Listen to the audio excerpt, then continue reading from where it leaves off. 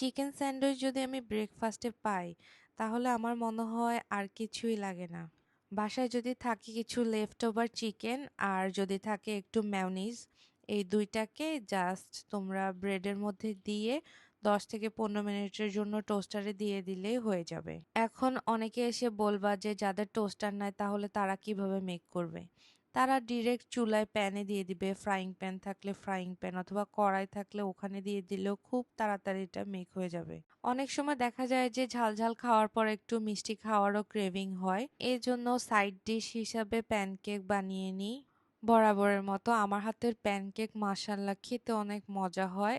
উপর থেকে যে বাবলস গুলা দেখা যাচ্ছে ওটা দেখে তোমরা আন্দাজ করতে পারবা যে এটা কতটা পারফেক্ট হয়েছে।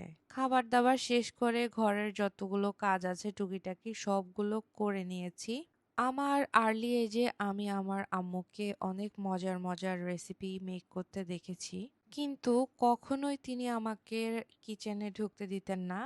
বলতে পারো যে এটা আমি আমার আব্বু আম্মু দুজনের মধ্যে দেখছি যে ওনারা ওনাদের মেয়েদেরকে রান্না করার ব্যাপারে একেবারেই চাপ দিত না। ওনারা সবসময় এটাই বলতো যে যখন ঘাড়ে চাপ আসবে, রান্না করার প্রয়োজন হবে, তখন অটোমেটিক আমি এগুলো নাকি শিখে নিব। আর দেখো এখন আমাকে। আল্লাহর রহমতে এখন আমি ঘর সামলানো, রান্না করা, বলতে পারো সব কাজ একাই সামলাচ্ছি। এর মানে এটা না যে আমি আমার লেখাপড়া, ক্যারিয়ার সবকিছু ছেড়ে একেবারে ঘরে বন্দি হয়ে গেছি। একটা মেয়ের জীবনে অনেকগুলো চ্যাপ্টার থাকবে, এটাই স্বাভাবিক। আর তোমাকে এই সবগুলোর মাঝে তোমাকে ব্যালেন্স করে অবশ্যই একটা সুন্দর ম্যানেজমেন্ট করতে হবে। একটু ভেবে দেখো আমরা বাঁচবই কয়দিন, এর মধ্যে আমাদের কত কিছুর টেনশন।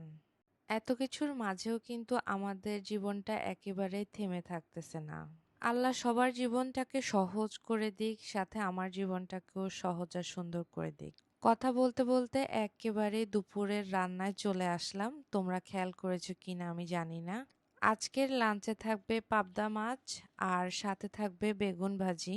খুবই বেসিক একটা লাঞ্চ হবে।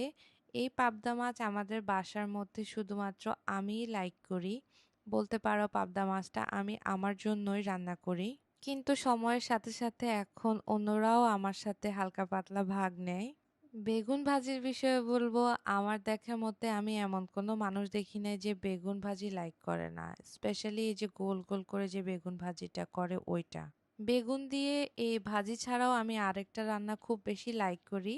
সেটা হচ্ছে বেগুনকে স্কোয়ার ভাবে কেটে সেটাতে বেশি করে চিংড়ি মাছ দিয়ে রান্না করলে পানি ছাড়া, ওটা আমার কাছে অনেক বেশি